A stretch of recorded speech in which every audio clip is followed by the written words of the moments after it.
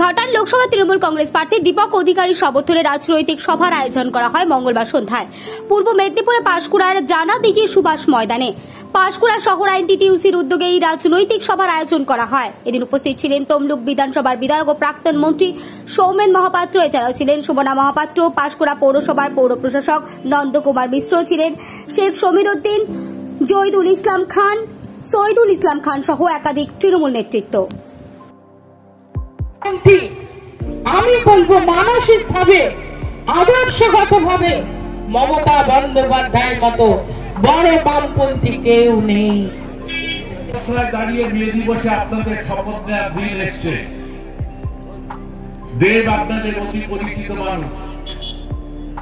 দেব করোনার সময় যে সাহায্য করেছে, মানুষের পাশে দাঁড়িয়েছে, দেব যেভাবে বন্যা নিয়ন্ত্রণের কথা বিভিন্ন জায়গায় বলে চলেছে, বা বন্যার সময় আত্মজনের পাশে নিজে তার নিজস্ব তহবিল থেকে, কোনোভাবে সাংসদ তহবিল নয়, নিজস্ব তহবিল থেকে সে মানুষের পাশে দাঁড়িয়ে তাকে সাহায্য করেছে।